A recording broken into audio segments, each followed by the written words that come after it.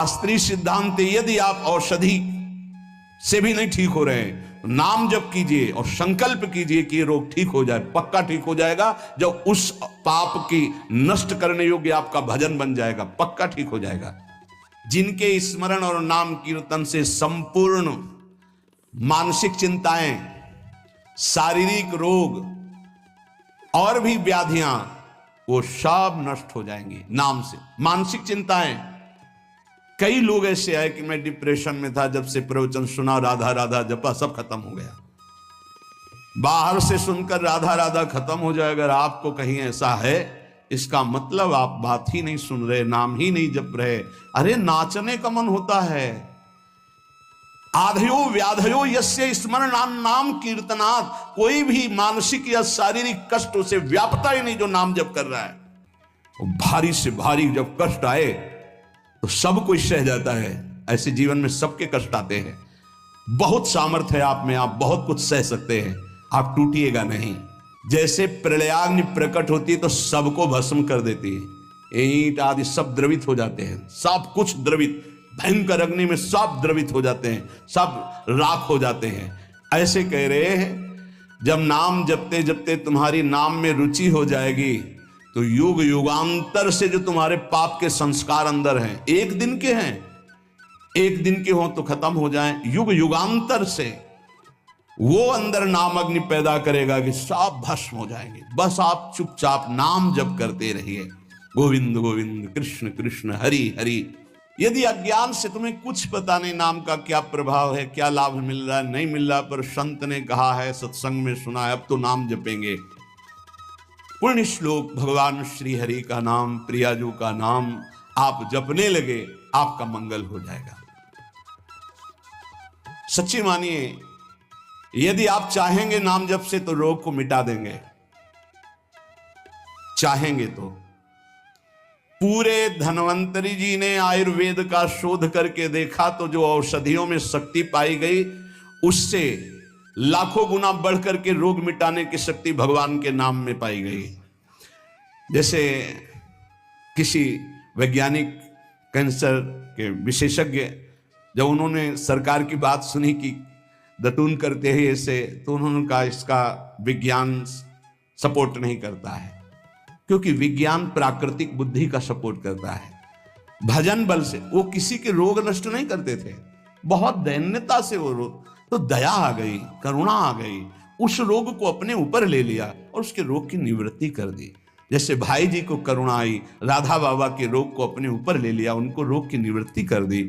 ऐसे महापुरुष जन कर, नाम से वो अपने रोग नहीं मिटा सकते थे क्या? अपना पैर कटवा लिया, अपना नहीं करते, क्योंकि लिया है उन्होंने, स्वीकार। यही तो संत महापुरुषों की महिमा गाई गई है कि वो दूसरों के लिए अपने कष्ट को बढ़ा देते हैं और उनको पता नहीं है, उनको पता भी नहीं चल। राधा बाबा को तो श्री कृष्ण चंद्र जी ने कहा कि जो भाई जी महीनों से अस्पताल में पड़े, ठीक नहीं हो रहे, वो आपका प्रारब्ध भोग रहे।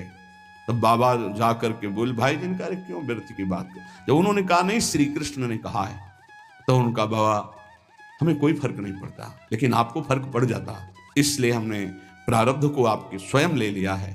अब आप एक प्रसंग पर ध्यान दीजिए, महाप्रभु चैतन्य देव के।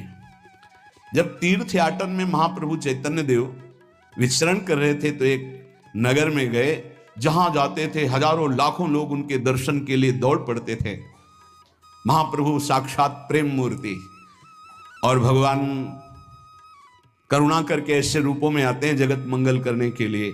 हरि बोल, तो पूरा समुदाय भावावेश में हो जाता, हरि बोल, मोर प्राणनाथ कृष्ण, अश्रुप्रवाह, तो सब विकल हो जाते हैं।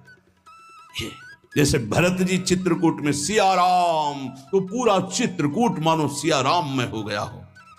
उस नगर के लोग परमानंद का लाभ लिए, महाप्रभु चैतन्य देव चल दिए। तो एक वासुदेव कुष्ठी थे, जिनके गलित कुष्ठ शरीर में था, वो चल नहीं सकते थे, तो घुटनों के बले से रगड़ रगड़ करके वहां आए। जब वहां आए तो भीड़ लगभग जा रही थी, तो उनका कहाँ गए वो सन्यासी महापुरुष जिनके सब दर्शन करने आ रहे थे, मैं नीच भी दर्शन करने आया, कहाँ गए? बोले वो तो चले गए। बहुत विकल हुए, रो पड़े कि वैसी दुर्दशा भोग रहा हूं, एक बार नाम सुना था, दर्शन पाने के लिए आया, वो तो चले गए, हाय अब कैसे, मैं चल भी नहीं सकता, दौड़ भी नहीं सकता। इतनी विकलता कि महाप्रभु एकदम खड़े हो गए और दौड़ पड़े वापस और लौट करके आए। ओ जे देखा सामने गौर वर्ण गौरांग महाप्रभु, चिल्ला कर रो पड़े, अरे करुणा में प्रभु। बोले सिर्फ आपके लिए आया हूं, सिर्फ आप। अब आप देखिए, महाप्रभु ने पकड़कर खड़ा किया, वो रो रहा, छुओ मत, मेरे शरीर में पीप है, दुर्गंध है, प्रभु मैं नीच हूं, छूने लायक नहीं। प्रभु ने खड़ा किया और ऐसे जीव ही गले से लगाया, वो तो चीख पड़ा, प्रभु आपके इस परम पावन देह के स्पर्श लायक ये दे नहीं, नाथ आपके शरीर में पीप लग जाएगी। महाप्रभु ने बिल्कुल नहीं सुना और ऐसे गले से लगाया और कहा, तुम्हारे स्पर्श से श्री कृष्ण के आलिंगन का सुख मिल रहा है। जे भी आंख खोलकर वासुदेव कुष्ठी ने देखा तो कहीं कोई कुष्ठ नहीं। वैज्ञानिक मानेंगे इसे? आप चैतन्य चरित्र में पढ़ लीजिए, जे ही महाप्रभु चैतन्य देव ने आलिंगन किया, एक भी कुष्ठ का दाग नहीं रह गया। क्या हुआ? कृष्ण नाम का प्रभाव। एक आत्महत्या करने जा रहे थे, गलित कुष्ठ था, भाई जी के पावन चरित्र में पढ़ लीजिए। तो कंबल ढके हुए वो, उनको किसी ने कहा कि मरने से पहले एक बार भाई जी के पास चले जाओ, ऐसे महापुरुष के दर्शन करके ही मरो जब तुम्हें मरना ही है तो। पर एक बार उनका उद्देश्य था कि भाई जी के पास जाएगा तो इसका विचार बदल जाएगा, आत्महत्या का जो है ये विचार नहीं रहेगा। भाई जी ऑफिस में थे, किसी ने कहा कोई बहुत अपने शरीर को ढके हुए केवल आंख दिखाई दे रही और रो रहा है, कह रहा है एक बार भाई जी के दर्शन करा दो। भाई जी तत्काल भावावेश में हो गए और बुलाया, हाँ क्या सेवा करें, क्या बात, आप क्यों रो रहे हैं?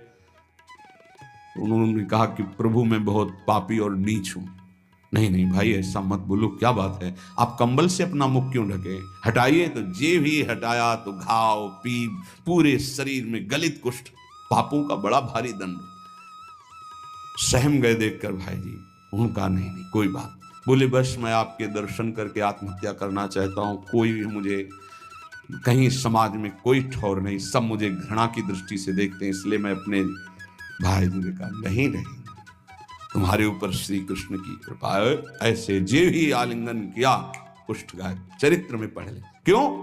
क्योंकि नाम जप है, संकल्प किया, उसके संपूर्ण पाप नष्ट हुए, भस्म हुए, रोग गायब। रोग कहां से होता है? पाप का दंड है रोग, खत्म हो गया।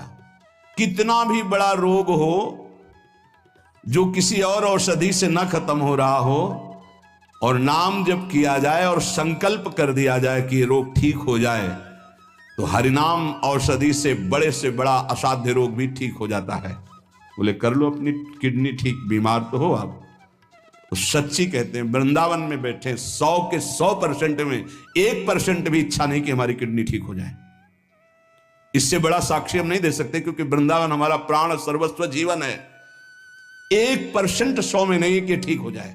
जैसे चला रहे वैसे चलाओ। अब इससे हमें ठीक होने का तात्पर्य नहीं, क्योंकि जो ठीक होना चाहिए वो ठीक हो गया। हम भले हैं, बुरे हैं, नीच हैं, अच्छे हैं, जैसे हैं। अपनी प्रियाजू के ठिकाना मिल गया गोरे चरणारविंद का, इसलिए इसकी जरूरत नहीं है। आप चाहे 100 वर्ष रखो, चाहे 1 सेकंड में इसको बुला लो, कोई परवाह नहीं इसकी।